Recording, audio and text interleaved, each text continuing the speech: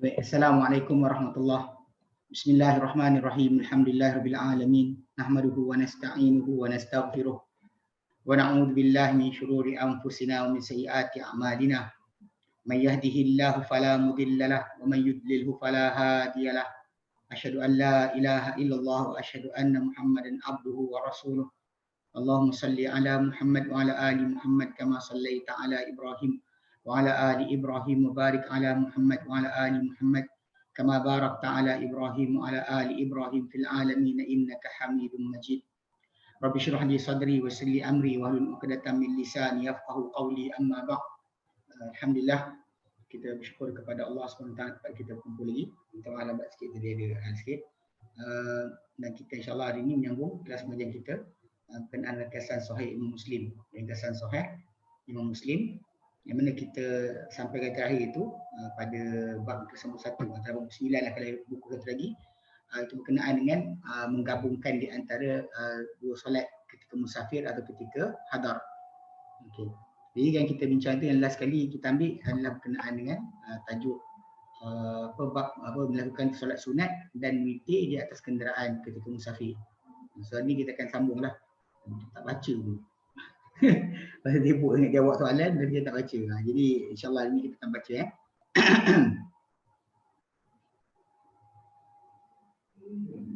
Kita baca dulu hadis. Kemudian baru kita masuk pada syarah ni. Okey. Kita baca matan besarkan sikit.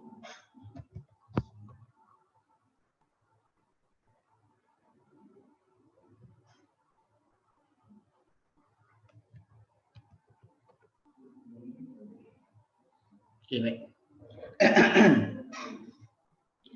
Wahid batis'in bab al-jam'u baina salataini fi safari wal hadar. Bab al-jam'u baina salataini, bab al-jam'i atau jam'u baina salataini fi safari wal hadar. Fi safari wal hadar. An Ibnu Umar radhiyallahu anhu qala kana Rasulullah sallallahu alaihi wasallam idza ajila bihi sayr jama'a bainal maghribi wal isya wa fi riwayatin qala ra'aitu Rasulullah sallallahu alaihi wasallam idza ajalahu sayru ra'aitu Rasulullah idza ajalahu sayru fi safari yuakhiru salat al-maghribi hatta yajma'a bainaha wa baina salatil isya wa an Anas bin Malik radhiyallahu anhu qala kana Rasulullah sallallahu alaihi wasallam idza irtahala qabla an tazigha asy-syamsu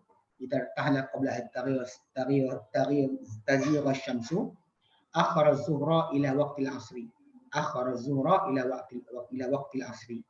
thumma nazala fajama'a bainahuma wa in zaghat qabla an yartahila shalla az-zuhra thumma rakiba wa fi riwayatin yuakhiru az-zuhra ila awwali waqti al-'asri wa anhu an Anas aidan an Malik qala kana Rasulullah sallallahu alaihi wasallam idza ajila bihi as-safar yuakhiru az-zuhra ila awwali waqti al-'asri fayajma'u bainahuma wa yuakhiru al-maghriba hatta yajma'a bainaha wa bain al-isya'i hina yaghibu ash-shafaq wa an ibn Abbas qala صلى رسول الله صلى الله عليه وسلم الظهر والعصر جميعا صلى رسول الله صلى الله عليه وسلم الظهر والعصر جميعا والمغرب والعشاء جميعا في غير خوف ولا سفر وفي رواية بالمدينة bil Madinati fi ghairi khaufin wala matarin, fi ghairi khaufin wala matarin. Qila Ibn Abbas ma arada ila dhalika, ma arada ila dhalika, qala arada an la yuhrija ummatahu, arada an la yuhrija ummatahu. Wa anhu an Ibn Abbas radhiyallahu anhuma qala صليت مع النبي صلى الله عليه وسلم ثمانيا جميعا وسبعا جميعا. صليت مع النبي صلى الله عليه وسلم ثمانيا جميعا وسبعا جميعا. قيل يا أبا الشعثاء أظنه أخر الظهر وعجل العصر، أظن أنه عجل الظهر وآخر الظهر وعجل العصر وأخر المغرب وعجل العشاء وأخر المغرب وعجل العشاء. قال وأنا أظن ذلك، وقال وأنا أظن ذلك.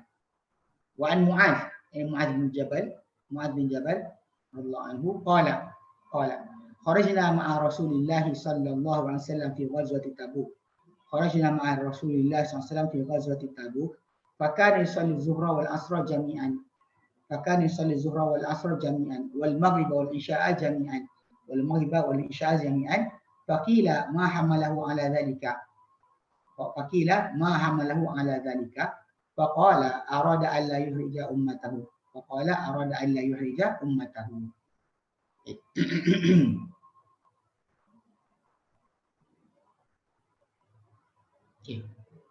Bab al-jam'u baina salataini fi safari wal hadar.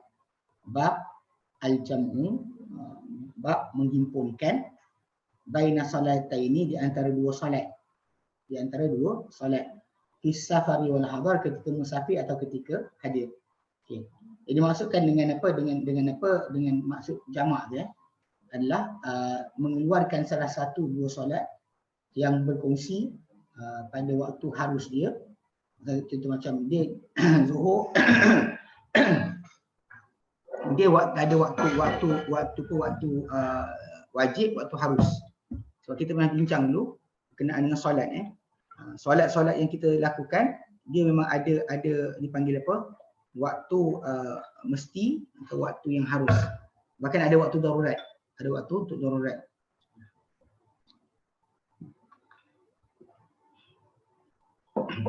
Bahkan waktu untuk darurat.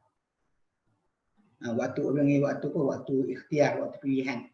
Jadi dia ada waktu-waktu. Jadi sekarang ni bila sebutkan tentang solat tu digabungkan, maksud dia adalah mengeluarkan salah satu solat tersebut daripada waktunya daripada waktu ni jatuh kepada waktu satu lagi. Maksud dia daripada Zuhur masuk ke Asar. Okey. Dan dia memang berlaku pada solat yang berkongsi waktu. Itu Zuhur dengan Asar, Maghrib dengan Isyak. Zuhur dengan Asar, Maghrib dengan Isyak. Dia bukannya main gabung sampai 4 solat. Kadang kita dengar soalan tanya, saya dalam keadaan sekian, saya nak gabung antara solat Asar dengan Maghrib. Tak boleh. Maghrib dengan Asar tidak boleh digabungkan. Ya, unless kita kata ada darurat macam berlaku ketika perang Khandaq atau perang Ahzab, Nabi lewatkan Asar sampai masuk Maghrib. Dia melewatkan waktu, bukan gabung. Sedangkan yang ini memang kita pilih untuk tidak solat, untuk solat sekali bersama satu lagi, walaupun dalam keadaan yang bukan terdesak. Dia ada sebab dia, sebab yang bolehkan. Okey. Jadi dan tak berlaku pada selain dan ijma'. Dan yang jamak ni pula yang disepakati ke atasnya, dipercanggahkan. Jadi contoh macam jamak di Arafah dan Muzdalifah. Ada jamak yang lain macam contoh jamak di Arafah dan di Muzdalifah. Yang ini adalah yang dikata jamak yang disepakati. Okey. Adapun jamak yang dipercanggahkan, pasal nanti kita baca ni dipercanggahkan, jadi jamak yang ketika musafir hingga hujan dan sakit. Okey, kalau kita kata jamak ketika musafir ni, kepada pendapat ini berpegang sekumpulan besar di kalangan salafus saleh dan para fuqaha, di kalangan ahli hadis seperti Imam Syafi'i, dan ini masyhur mazhab Malik, mazhab dalam mazhab Maliki. Dan dia dikendaki dengan dan adakah semata-mata musafir atau tak boleh tidak mesti susah atau sukar. Okay. Jumhur salafus salih kata cuma semata-mata musafir je. Tak kira kalau tak letih pun tak apa. Dia ulama Hijaz, fuqaha ahli hadis dan ahli zahir. Tapi dalam masa sama Malik. Ini kita maksud kita kata sebut dalam musafir tu ada khilaf, bukan maksud dia pelaksanaan tu. Maksud dia kata musafir tu, safar tu, adakah safar tadi boleh kalau sekiranya tak letih. Kalau kita kata jumhur para ulama ya. Safar saja cukup. Tapi kalau Malik, Laits bin Sa'ad Ats-Tsauri, Al-Auza'i, Abu Hanifah, ya, Abu Hanifah saja, bukan anak murid dia. Abu Yusuf tidak cakap, Muhammad bin Hasan Syaibani tak cakap, Zufur tak cakap. Tapi Abu Hanifah sendiri dia kata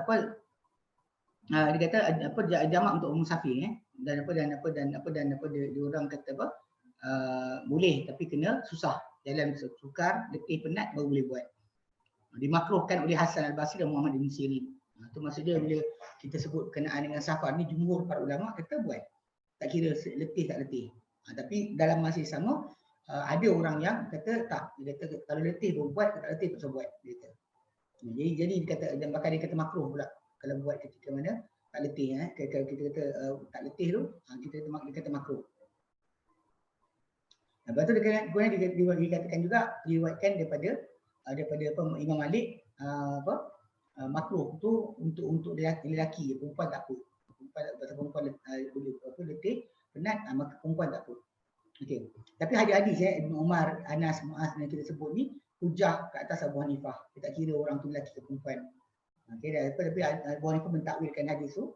Dia tahu solat yang pertama tu jatuh pada ada akhir waktunya, dan kedua pada awal waktu.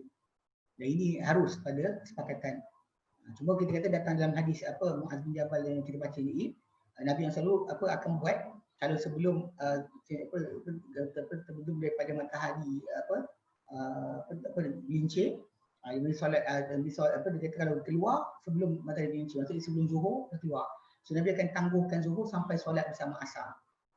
Dan bila dia bergerak nanti lepas daripada matahari dah condong, maka Nabi solat asar dan zuhur dan asar sekali, kemudian Nabi bergerak. So kita akan baca hadis tu. Baik, kita baca dulu Dia kata Ibn Umar radhiyallahu anhu qala kana Rasulullah SAW, dahulunya Rasulullah SAW, idza ajila bihi sairu, bila cepat atau mendesak terhadap baginda as-sair, perjalanan, jama'a bainal maghrib wal isya, baginda akan jamak di antara maghrib dengan isya. Bila masa tu Nabi nak kena sampai cepat dan sebagainya, maka Nabi akan jamak, gabungkan antara maghrib dan isya.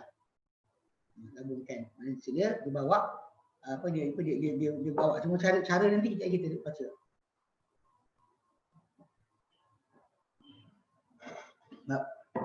Kalau kita nak bergerak, zuhur dah masuk. Dia kena solat maghrib dah masuk.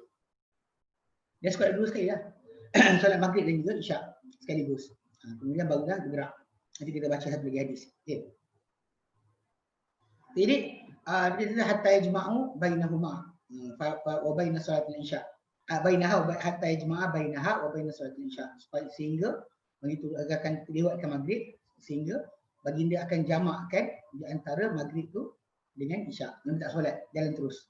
Terus jalan, nanti solat antara maghrib dengan isya, gabung maghrib dengan isya.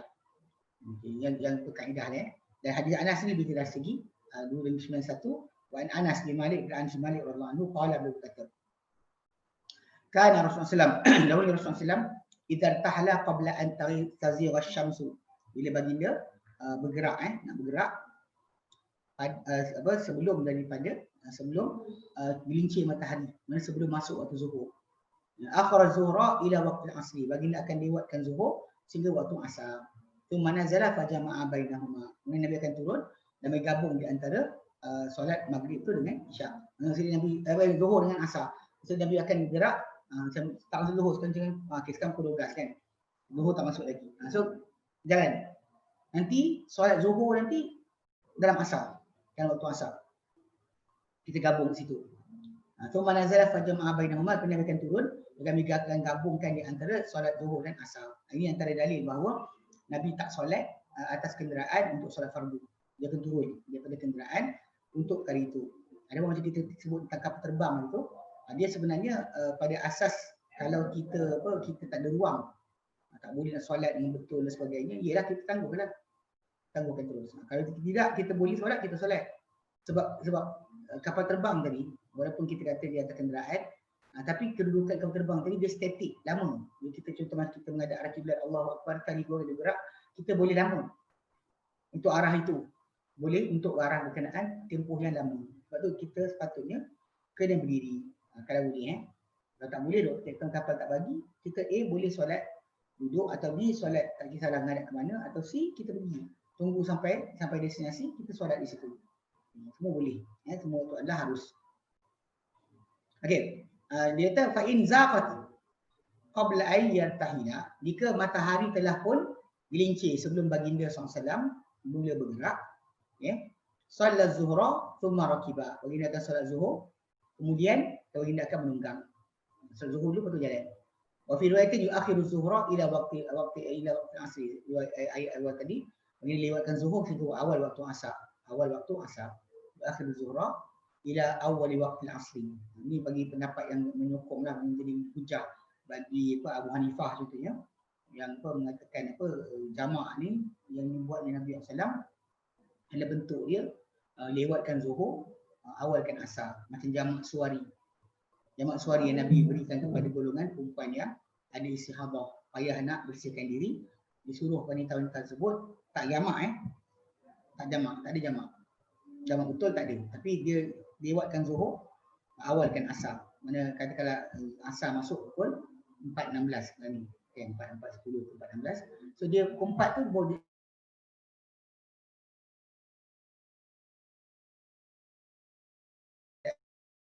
dulu, ataupun 4.10 ke dia solat bila dia solat zuhur, kemudian solat asar terus dengan satu pembersihan sahaja. Adapun kalau musafir ni lain. Kalau musafir kita boleh solat tu memang asar tu totally kita masuk dalam zuhur. Kita Nabi buat ketika mana? Sebelum matahari gelincir. Kalau lepas matahari gelincir Nabi akan solat zuhur dan asar, kemudian bagi jalan. Kalau dia kata sebelum gelincir, Nabi akan tangguhkan terus zuhur sampai solat dalam waktu asar. Itu beza dia. Faham Jadi kena tengok betul kat sini. So kadang-kadang orang kita, saya perhatikan ada separuh tu dia keluar rumah. Dia tak keluar rumah lagi. Maksud dia bila zuhur, azan zuhur tu, dia masih kat rumah dia. Kemudian dia keluar.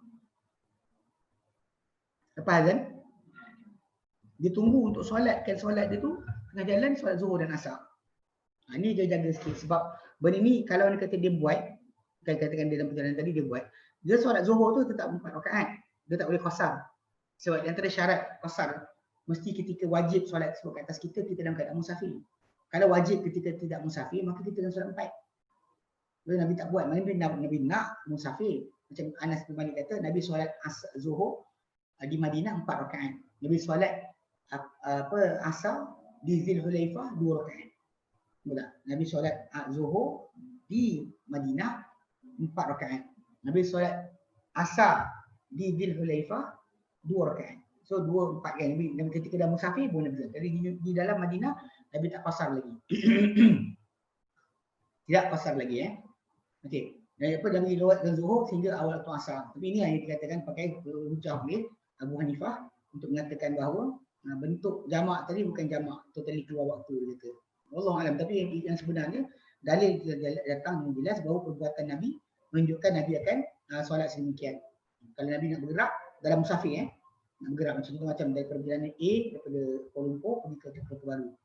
So on the way kita singgah dekat, katakanlah kita berjalan tu belum masuk zuhur. So kita geraklah nanti sampai sana solatlah asar zuhur asar. Tapi kalau kita dah keluar rumah kita, dah sampai ke Kuantan sini, masuk zuhur. Kalau kita memang kita keluar sini sampai dekat Kuantan, masuk waktu. Dan kita berhenti. Kita solat zuhur dan asar baru kita jalan. Boleh macam tu. Macam yang dibuat di Nabi SAW. Ini berjaya dalam perjalanan. Dalam journey. Bukan waktu kita station dekat rumah kita atau station dekat tempat yang kita sampai. Itu tajuk lain. Yang penting sekali nak fahamkan kita pergerakan tu. Di Nabi SAW kalau nak bergerak, matahari dah gelincir. Maka Nabi SAW akan solat zuhur dan asar boleh jalan. Tapi kalau sekiranya tak gelincir lagi, Nabi akan tangguhkan zuhur terus dalam waktu asar. Okey. Dia kata dalam hadis lain Nabi SAW nak bergerak kan, nak bergerak sebelum maghrib, Nabi segerakan isyak, solat bersama dengan maghrib. Ya, solatkan isyak bersama maghrib, dan dia kata dan bila Nabi nak bergerak selepas maghrib, Nabi akan segerakan isyak masuk maghrib. Kalau dia kata Nabi bergerak sebelum maghrib, Nabi akan lewatkan maghrib sampai solat bersama isyak. Tapi kalau Nabi nak bergerak dan maghrib dah masuk, Nabi segerakan isyak masuk dalam maghrib dan Nabi solat isyak, maghrib dan isyak. Dia ini adalah hujah yang zahir untuk jumhur bagi menolak Abu Hanifah. Adapun menyimpunkan di antara dua solat tu kerana hujan. Okey, baik.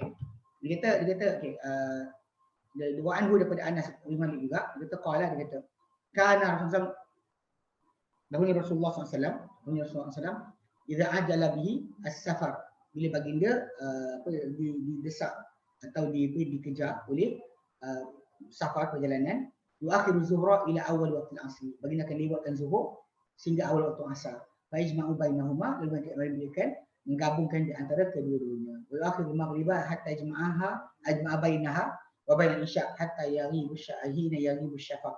Dia akan lewatkan maghrib sampai gabungkan bersama dengan isyak, gabungkan dia bersama dengan di antara dia dengan isyak, dan ketika mana hilang syafaq, warna kemerah-merahan di langit.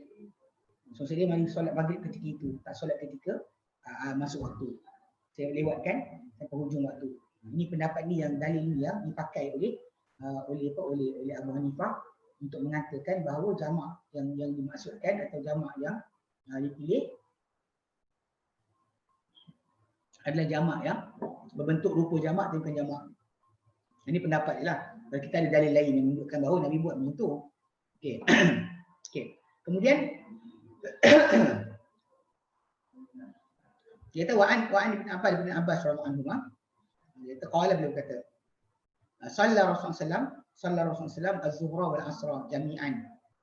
Kalau solat Rasulullah SAW zuhur dan asar jami'an secara bersama-sama, wal maghrib wal isya jami'an, dan maghrib dan isya secara bersama-sama, fi ghairi khaufin wala safarin, ada bukan ketakutan dan bukan juga musafir. Bukan juga musafir. Okay. Dia kata kemudian wa fi riwayatin, ada riwayat lain, bil Madinati, di Madinah, sebut di Madinah, fi ghairi khaufin wala matarin, tanpa pada tanpa ketakutan, tidak juga hujan. Maka dia kata maka dekat sini dalam hadis ni ada dalil berkenaan dengan apa sebab boleh jamak. Apa sebab boleh jamak? Sebab disebut oleh Ibn Abbas tiga benda. Ketakutan, musafir, hujan. Ketakutan, musafir dan juga hujan. Ustaz, bila nak masuk zuhur, Nabi solat zuhur dan asar jamak di rumah? Tak ada. Di rumah tak ada buat. Rumah Nabi tak pernah buat. Yang kita sebut tadi adalah berkenaan dengan ketika dalam perjalanan. Nabi tak buat ni, dia kena fahamkan betul. Bila kita stesen dekat rumah kita, ni kena faham betul ya. Macam kata Anas, dia kata Nabi solat zuhur di Madinah 4 rakaat. Kemudian Nabi solat di Zulhulaifah asar 2 rakaat. Nampak tak? Dia dah keluar baru dia kira sebagai musafir. Okay, dalil-dalil kita baca sebelum ni semua tu adalah masalah dalam jadi, bukan ketika berada di rumah. Bukan ketika berada di rumah. Yang mana Nabi jamak kerana baginda seorang yang musafir. Jamak kerana Nabi seorang yang musafir. Adapun dalil yang sekarang kita nak baca, nak terangkan ni, ini keadaan yang tidak ada, luar biasa. Yang mana Ibn Abbas ceritakan apa dia nampak. Nabi solat jamak zuhur dengan asar, kemudian maghrib dan isyak di Madinah. Di Madinah, bukan kerana musafir, bukan kerana ketakutan, bukan kerana musafir, bukan kerana hujan. Dia sebut 3 benda. Riwayat pertama dia kata bukan kerana takut, bukan kerana musafir. Kedua dia kata bukan kerana takut, bukan kerana hujan. So basically kalau kita gabungkan dua riwayat tersebut, punca untuk jamak ni ada 3. Ada 3 ada ketakutan, musafir dan hujan. Yang kita bincang Nabi solat zuhur dan asar sekaligus sebelum bergerak, itu bukan di rumah. Zaman sekarang ni ada orang kata salah seorang tabi'in itu tidak menjadi hujah ke atas kita untuk laksanakan. Maka benda itu para sahabat pun tak buat. Para sahabat tak buat macam tu. Dia tak jamak di rumah untuk musafir. Kalau kita contoh macam katakanlah kita sampai London. Daripada hotel kita tinggal tu betul. Kita nak patah balik ke Malaysia. Dari hotel tu masuk waktu. Kita solat siap-siap. Qasar, jam'an dan qasar, jamak dan qasar. So kita masih musafir, on journey nak patah balik. So ketika mana kita di rumah kita tak boleh dah. Tak ada qasar pun. Bahkan jamak tu pun tak ada timbul tajuk lagi. Kita jamak di rumah. Jamak di rumah tidak ada perbuatan Nabi sendiri SAW. Diriwayatkan daripada perbuatan seorang tabi'in. Tapi perbuatan tersebut tabi'in tadi, ijtihad dia tidak boleh kita panggil apa sebagai perkara harus semata-mata. Ada orang dia kata, kalau tabi'in tu buat jadi. Bukan semata-mata tabi'in tu buat terus jadi hujah. Kena faham, sokongan dalil kena ada. Sebab hadis yang datang daripada Ibn Abbas ni, ini luar biasa. Luar biasa maksudnya, Nabi SAW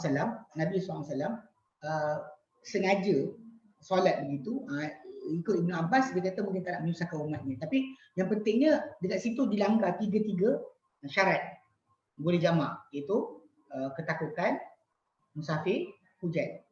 Tiga-tiga tu Nabi langgar. Cuma sekarang yang kita bahaskan yang kira soalan akak tadi tak kena tu.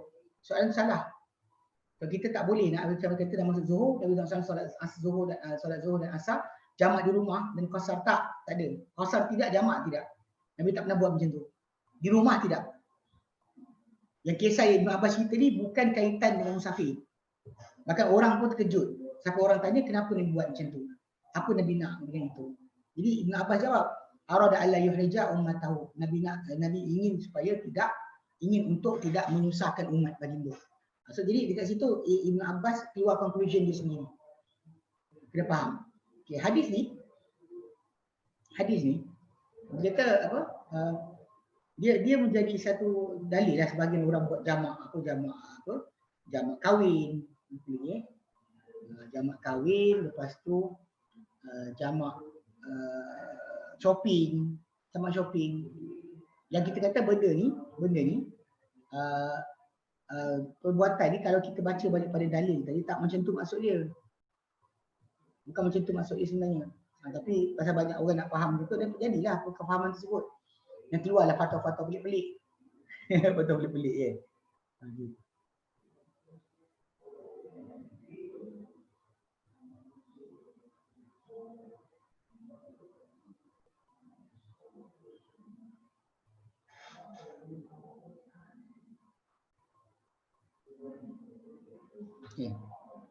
Faham jadi maksud dia nak faham betul. Jadi kalau kes yang akak tanya soalan tadi, itu kena betulkan balik. Bukan ketika di rumah kita start solat jamak qasar. Tak ada. Dah keluar Nabi buat. Tu hadis yang sebelum ni kita baca. Macam Anas kata 3 batu baru Nabi start. Dah keluar dalam 3 batu daripada Madinah baru Nabi mulakan solat jamak qasar. Adapun di Madinah sendiri Nabi tak buat macam tu. Bahkan Nabi solat macam Anas kata solat di Madinah 4 rakaat. Di Zulhulaifah 2 rakaat. Di Madinah Nabi akan solat Zuhur 4 rakaat. Nabi solat di Asar di Zulhulaifah 2 rakaat. Nah itu kena faham betul. Faham kan apa dalil tadi. Nabi tak buat di Madinah, Nabi tak pernah buat. Bahkan riwayat berkenaan dengan qasar solat di Madinah tak ada. Tidak ada riwayat qasar solat di Madinah. Itu kena jaga. Banyak orang salah faham. Ingatkan boleh. Atas alasan tadilah.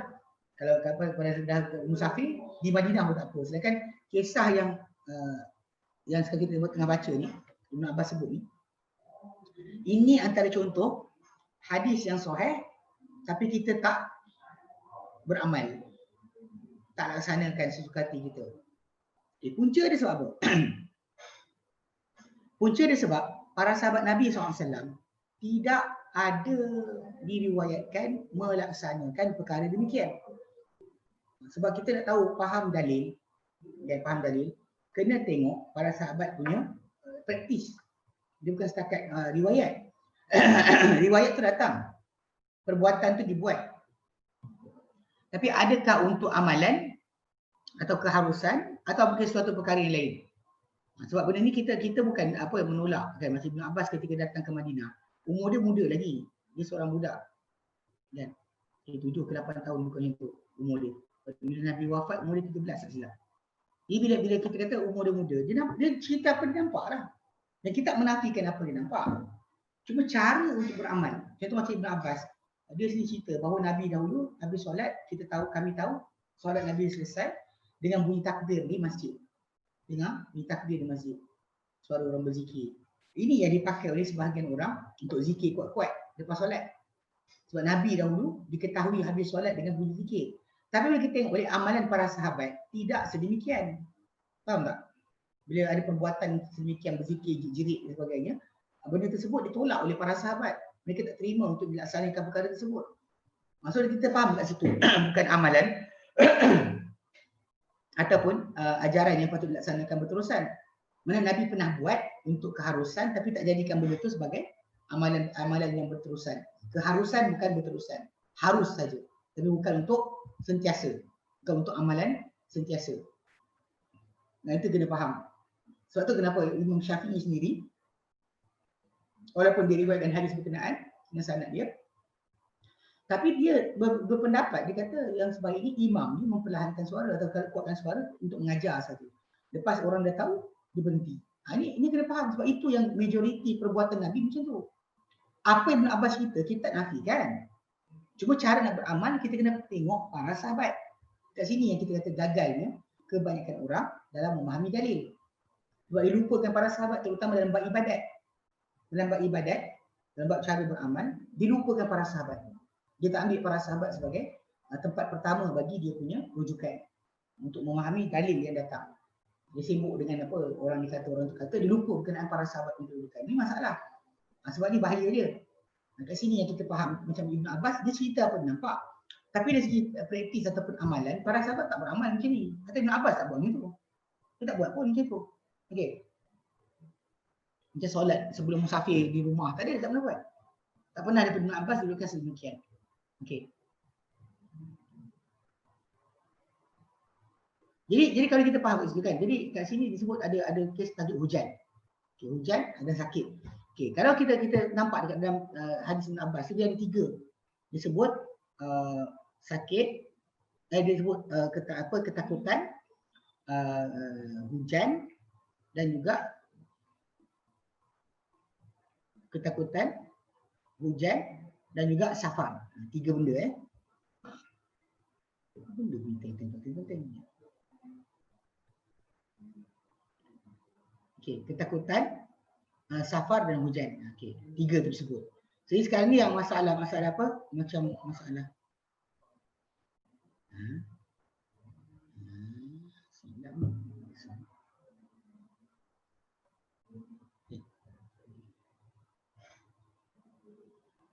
Okey, jadi maksudnya kan sekarang ni yang timbul tajuk dia tajuk masalah hujan pula. Okey, sekarang ni kita bab safar semua dah tahu. Hujan sekarang yang dipercanggahkan Dia kata apa jamak kerana hujan, okey, hujan. Maka berpendapat dengan jamak kerana hujan ni Malik, Syafi'i, Ahmad, Ishaq bin Rahawih dan jumhur salaf. Jumhur salaf memang semua buat. Jadi antara maghrib dan isyak.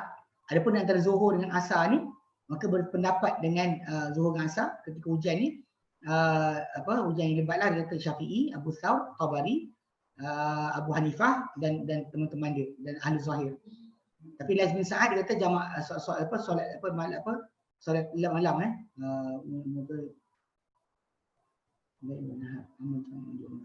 okey. Jadi dia kata itu macam itulah dia kata masalah apa jamak tu ada pihak yang berpendapat yang malam punya okey, siang tidak. Apa dia? Kerana hujan kerana hujan. Syarat hujan tu dia ada syarat dia hujan tu telah menitis atau turun sebelum ketika solat pertama dilaksanakan. Maksudnya sebelum solat pertama dilaksanakan macam zuhur. Macam sekarang ni kan hujan start kan, zuhur masuk masih lagi hujan. So kita solat zuhur. Kemudian habis solat kita masih lagi hujan turun. So kita terus bangun, imam akan bangun terus ada suruh iqamah dan terus solat asar lah. Tapi macam kita sebutkanlah bila kita kata solat macam ni, dia sebenarnya solat jamak hujan ni hanya dibuat di masjid, tidak dibuat di rumah.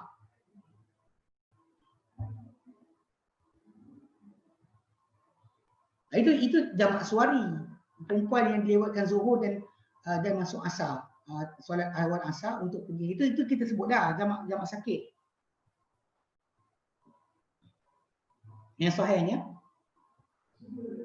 jamak sakit macam tu. Dia bukan jamak macam jamak musafir.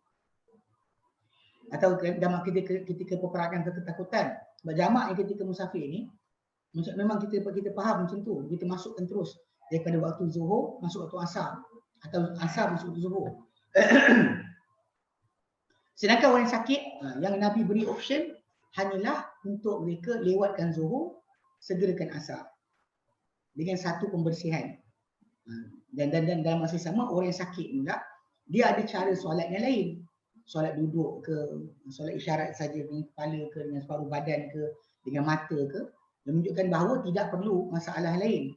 Tapi saya dengar ada orang berfatwa kalau boleh jamak ketika hujan, boleh jamak ketika musafir, jamak ketika ketakutan, dan ditambah satu lagi, jamak ketika sakit. Walaupun sebenarnya ikut kepada kaedah tidak ada Nabi beri kepada wanita yang sukar untuk bersuci kecuali cara tersebut. Itu lewatkan zuhur pada akhir waktu, kemudian awalkan asar pada awal waktu, kemudian solat sekaligus dengan satu pembersihan saja. Itu lebih tepatlah kita kata yang maksudkan. Tapi sering berlaku yang salah faham adalah kalau boleh kerana 3 tadi, boleh tambah satu lagi. Maksud dia kata Nabi tak mahu untuk menyusahkan umat dia. Sedangkan kita tahu bahawa soalan telah timbul di golongan wanita yang asyik keluar darah istihabah, darah keluar macam haid tapi bukan haid, berterusan keluar, payah mereka nak bersuci, payah mereka nak bersihkan diri. Asyik kena buat betul kena bersihkan diri lagi. Jadi untuk tidak menyusahkan mereka, Nabi suruh mereka lewatkan zuhur di akhir waktu, asar di awal waktu. Nabi tak suruh mereka tarik asar masuk zuhur. Macam tu masuk zuhur, zuhur asar, ataupun lewatkan zuhur sampai waktu asar pun Nabi tak suruh. Sedangkan keperluan mereka pada itu adalah ada. Mereka ada keperluan. Tapi Nabi tak bagi pun solution tersebut. Ini masalah yang kita kena jaga. Bila Nabi tak bagi solution berkenaan, tak harus untuk kita tambah kat situ. Walaupun saya ulang tadi, boleh ada pendapat di setengah para ulama. Ya. So jamak ketika sakit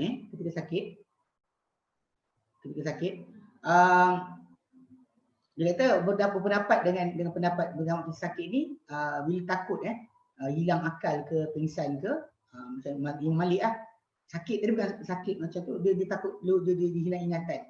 Macam dia pingsan, takut pingsan, solat siap.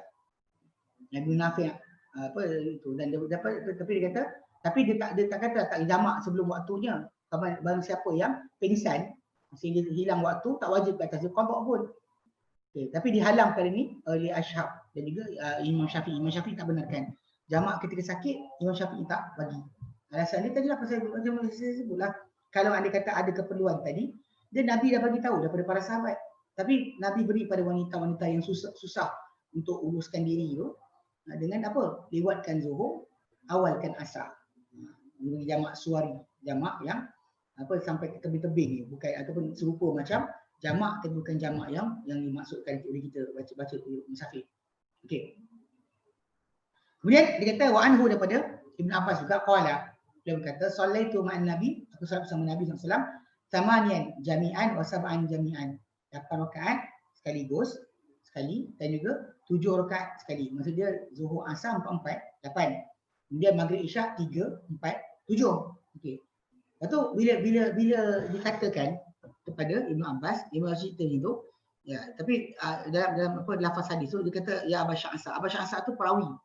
Nama dia Jabir. Okey, Abu Sya'sa Jabir bin Zaid Al-Azdi. Dia ni anak murid kepada Ibn Abbas lah. Dia yang dengar hadis ni daripada Ibn Abbas. Okey. Dia kata aku dengar Ibn Abbas radhiyallahu anhu kata. Jadi tapi ketika dia cakap itu berkata perawi. Okey, perawi itu Amru Ibnu Dinar Amaki. Amru bin Dinar kata ya Abu Sya'sa, wahai Abu Sya'sa, adunnuhu akhara zuhra wa ajal asra. Aku rasa Nabi lewatkan zuhur, awalkan asar, segerakan asar, dan ajal isya wa akhara al-maghrib. Ataupun Nabi cepatkan isya, lewatkan maghrib. Qala wa ana adunnuhu. Kata Abu Sya'sa perawi hadis daripada Ibn Abbas, aku pun rasa demikian. Sebab kita boleh faham macam tu, melewatkan Zuhur untuk solat bersama asar, tak ada masalah. Awalkan asar, lewatkan Zuhur, atau awalkan Isyak, lewatkan Maghrib, sampai jadi macam jamak. Tak ada masalah, itu boleh. Memang diharuskan. Tak ada masalah di situ. Tapi kalau nak kata Nabi solat Zuhur Asar di awal waktu, masa dalam Zuhur kan, masa azan Zuhur je 1.30 solat Zuhur Asar. Kemudian nanti apa Isyak, Maghrib Isyak nanti pukul 7.30 atau 7 minit ke 7 minit solat Maghrib dan Isyak. Itu tak ada. Riwayat itu tak difahami macam tu. Okay, sebab tu kita kata kat sini macam saya bilang tadi hadis yang Ibn Abbas tadi yang kata Nabi solat Zuhur, Asar, Maghrib, Isyak bukan kerana takut, bukan kerana hujan, bukan takut, bukan kerana musafir. Para ulama cuba fahamkan dengan bentuk itu. Sebab tak dilihat daripada perbuatan para sahabat melaksanakan saja-saja tanpa hujan, tanpa ketakutan, tanpa sebab musafir, memasukkan solat yang kedua dalam masa yang pertama atau melewatkan solat pertama pada masa kedua. Jadi itu kena faham. Sebab tu hadis ini ada, tapi nak faham tengok sahabat. Maka tabi'in pun baca macam tu. Kenapa dia baca tu? Sebab dia tak nampak perbuatan tu dibuat. Abu Sya'sa ni kan ditanya kepada oleh Amr bin Dinar al-Makki. Kan dia tinggal jumpa para sahabat. Sampai tengok para sahabat tak buat. Ibn Abbas riwayatkan, tapi macam mana nak buat?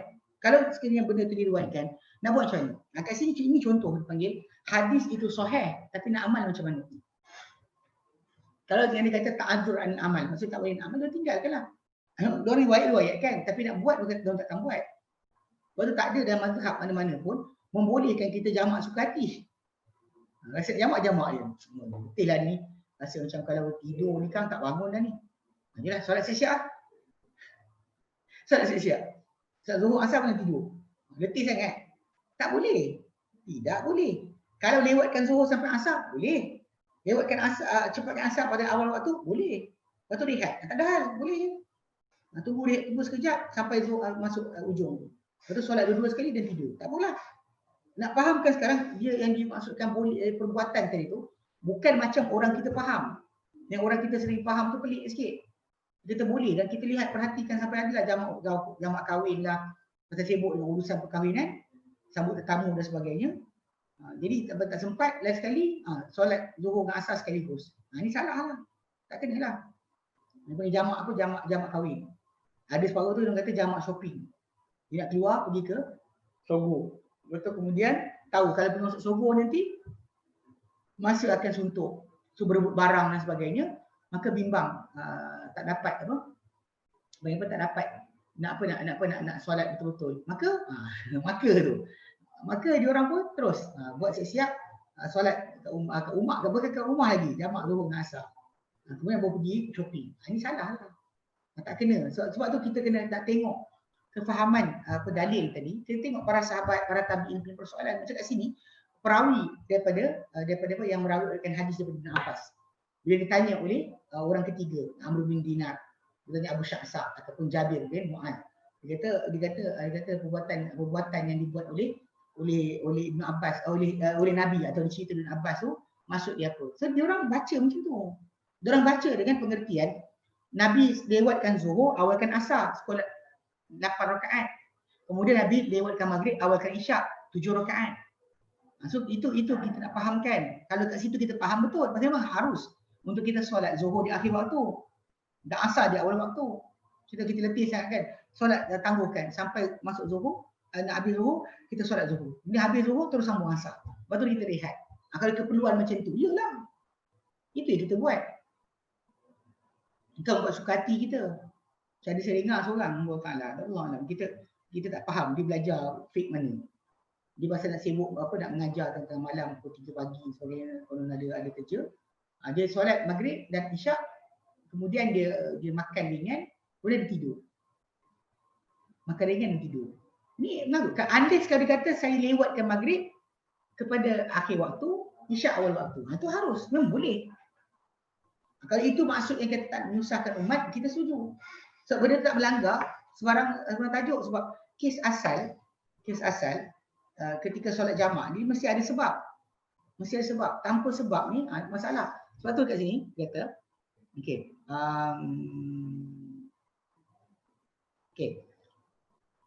Okey, dia kata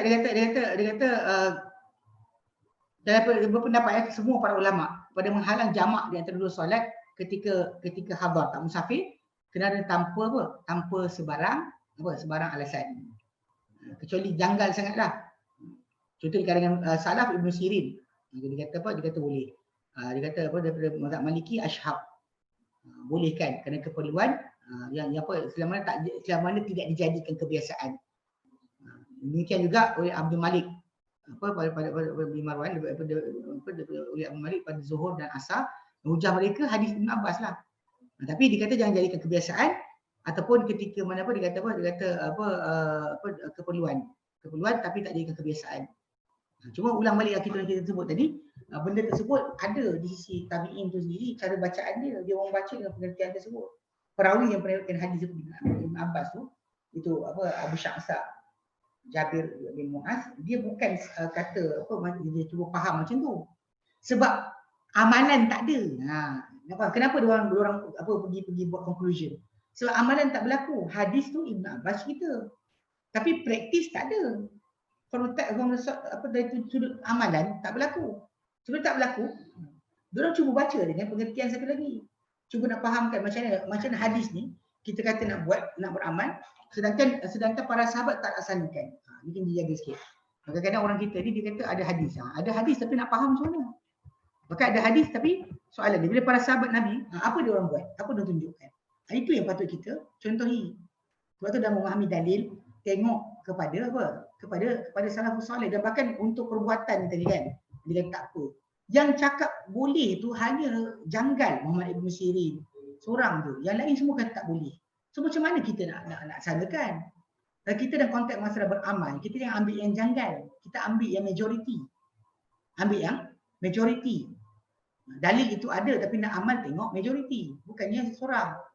Lepas tu saya pun tengok macam geng-geng sesat ni kan, macam inilah. Kadang-kadang yang cakap macam ni bukannya ustaz-ustaz ahli bid'ah. Sunnah pun ada, cuma saya nak peringatkan sebab ahli bid'ah perangai macam tu. Bila kita bagi daripada dalil, dia datang ke kisah yang janggal. Contoh macam kisah bila kita kata tabarruk dengan Nabi ataupun perbuatan pergi duduk kat mana tempat sekian kerana Nabi buat. Yang buat macam ni hanya Ibnu Umar sahaja. So, majoriti para sahabat macam bapa dia Umar, Abu Bakar dan sebagainya tidak buat macam tu. Diorang buat benda tu yang mana Nabi suruh diorang buat, mana yang tak ada diorang tak tinggalkan. Kecintaan diorang pada Nabi dengan pelaksanaan. Ibnu Umar tunjukkan dengan cara yang lain atau rasakan dia patut buat, duduk tempat Nabi duduk, diri tempat Nabi berdiri, jalan tempat Nabi jalan. Dia kadang-kadang nak kenang Nabi syarat macam tu, tapi itu bukan jadi amalan sebab dia seorang, single person. Macam juga termasuk hadis tawassul. Yang seorang tu kita ambil. Kenapa? Kita ada majoriti. Majoriti tu yang menjadi hujah sebenar kita. Yang seorang-seorang ni kita kata ia berlaku tapi bukan menjadi amalan. Kita menafikan benda berkenaan.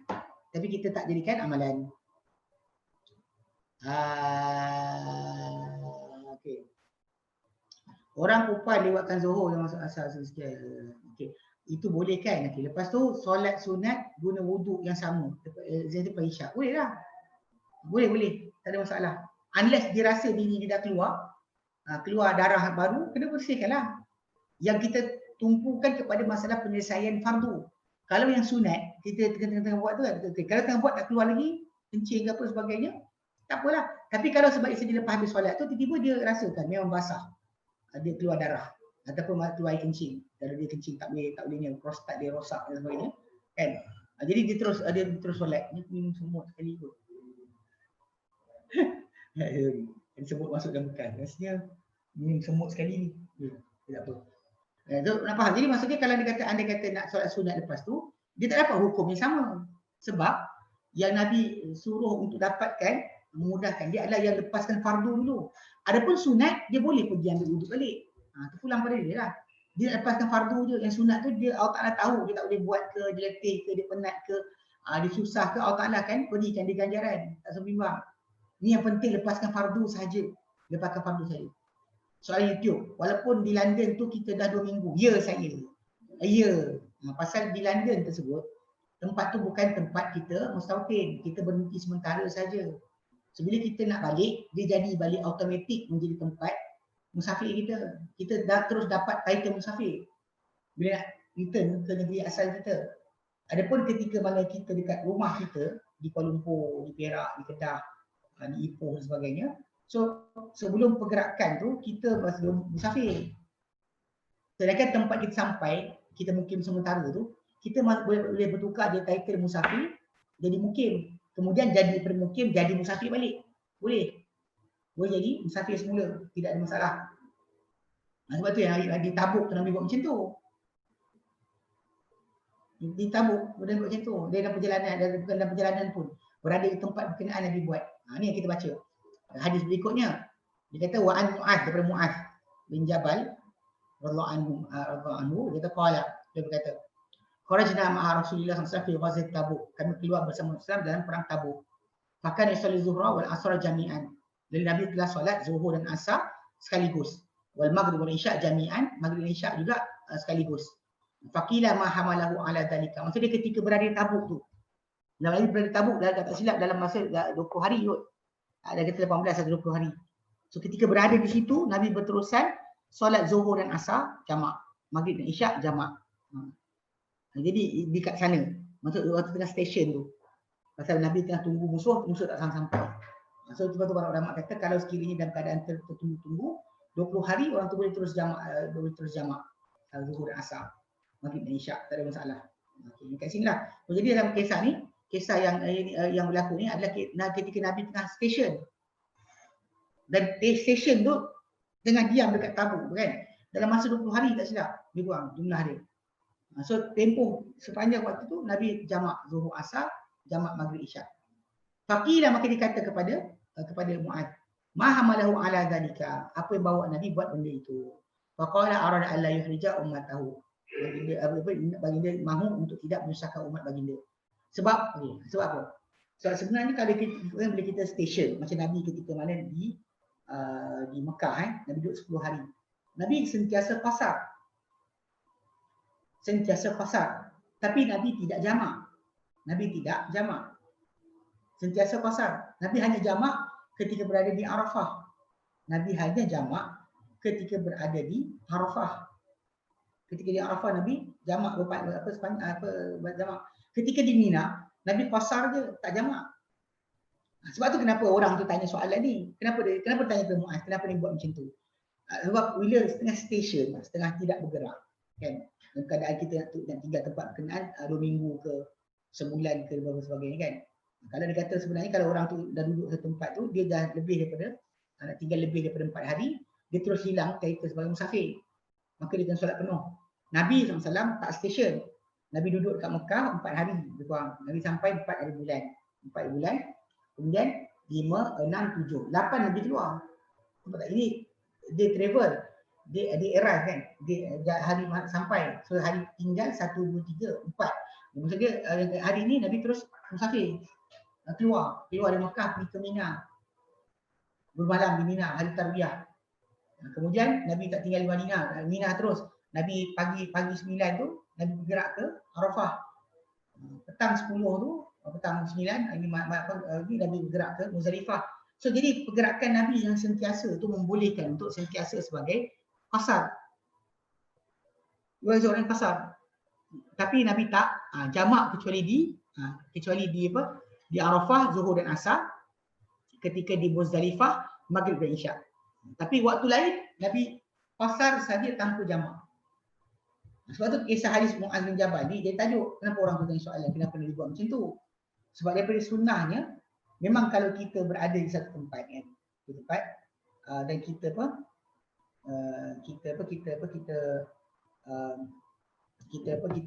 duduk diam kat situ kan, 2 hari ke 3 hari. Kita yang sepatutnya kita pasar sahaja. Sunnahnya kita pasar sahaja, tidak kita jamak. Kita pasar tidak jamak. Tapi hadis ini yang kita baca ni menunjukkan boleh pasar boleh jamak.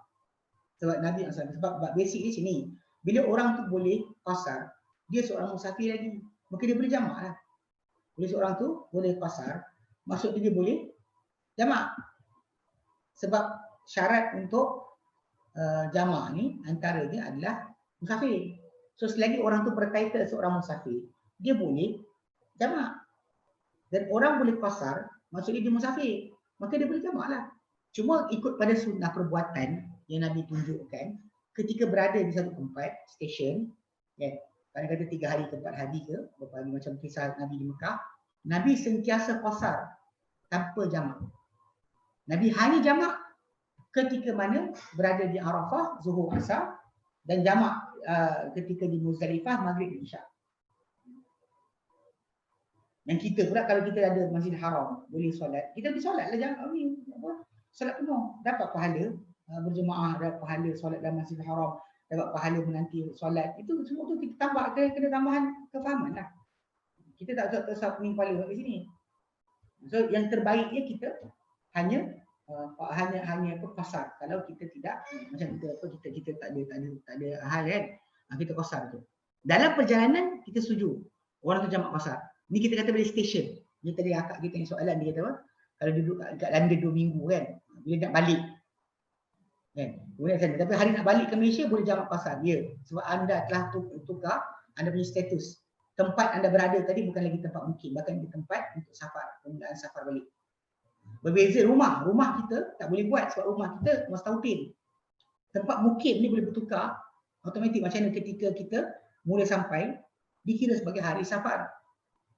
Besok kalau kita nak tinggal lebih 4 hari, dah jadi hari tempat mukim. Bila kita nak musafir balik, tempat tu bertukar semua menjadi tempat safar. Hari pergi, hari balik tu di tempat kita mukim boleh bertukar-tukar. Tapi kalau dia kata rumah kita tak boleh. Rumah kita nak keluar, dia kekal sebagai tempat mustautin kita. Sebab tu Nabi tak buat di Madinah. Yang Nabi buat tadi macam kita lah, Ibn Abbas punya hadis tadi boleh dibaca dengan penjelasan Abu Sya'sab atau Amr bin Dinar yang kata bahawa Nabi lewatkan Zuhur, awalkan Asar, solat sekaligus. Maghrib dan Isyak pun lewatkan juga. Bahkan ada riwayat datang setengah tabi'in yang kata malam tu malam hujan. Yang pentingnya pengetahuan kita, kalau kita kata kalau Nabi buat tu lewatkan Zuhur, awalkan Asar sekaligus, kita faham. Maksudnya ada keperluan kita macam tu. Ada keperluan kita nak mesyuarat sebagainya kan.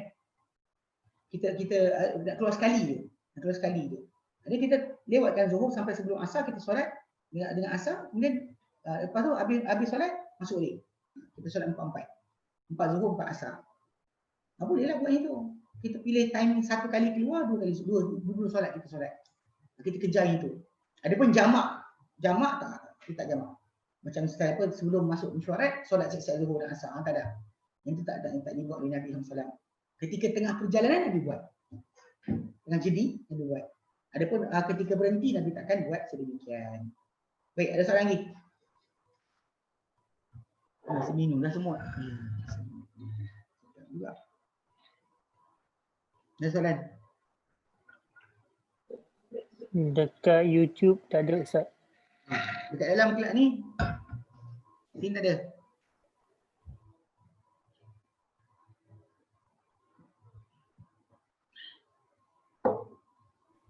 Macam tak ada je Ustaz. Tak ada. Tak ada. Tak ada. Tak ada ke? Sekejap. Tapi faham tak? Ni cerita-cerita mimpi-mimpi ni. Kau faham tak?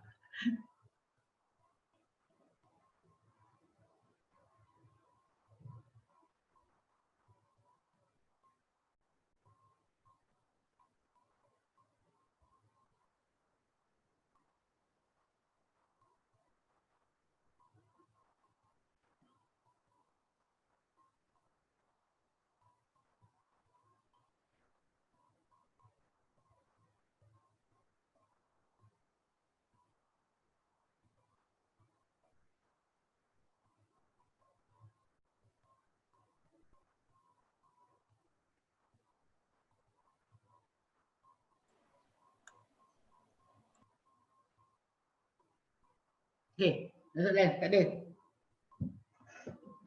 Tadi kita stop dulu lah, awal sikit. Wallahu a'lam. Tak ada sambung, nanti tak ada berhenti. Pasal hadis berikut ni, kita punya tajuk adalah tajuk insiraf min solat an yamin shimal.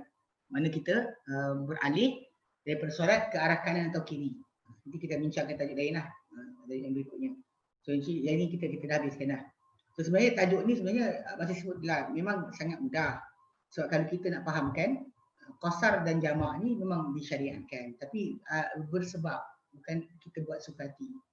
Buat lain kita macam kisah lah, macam kita sebut, yang kata boleh buat secara mutlak tak ada. Tapi yang jadikan kebiasaan Muhammad Ibn Sirin saja. Kita ada majoriti. Salafus Saleh kata tak boleh. Majoriti kata tak boleh. Buat tanpa sebab. Yang tanpa sebab tak boleh. Tapi yang kata boleh seorang. Tapi tak boleh pakai macam tu. Kalau kita ambil juga kata Muhammad Ibn Sirin kata boleh. Ini perbuatan boleh tatabu' rukhas, mencari-cari kelonggaran. Kita cari kelonggaran, asal ada pendapat kata boleh kita buat. Ini sangat salah. Ini sangat salah. Perbuatan macam ni tak dinamakan mengikuti sunnah. Sebab sunnah tadi kita ambil pada para sahabat pun kita ambil majoriti yang ramai. Yang seorang dua mungkin ijtihad dia sendiri. Yang ramai tadi yang kita kenakan dengan hadis Nabi yang berkata tak akan berhimpun umatku dalam kesalahan. Tidak akan menghimpun umatku dalam kesalahan. Itu yang kita pegang sebagai perbuatan dan juga amalan yang dilaksanakan oleh para sahabat Nabi SAW. Baik, kalau tak ada boleh kita berhenti dulu. Online ni tak boleh lama sangat. Nanti apa nanti jemu. Okey. Wallahu a'lam. Wa sallallahu ala sayyidina Muhammad wa sallam alhamdulillahirabbil alamin.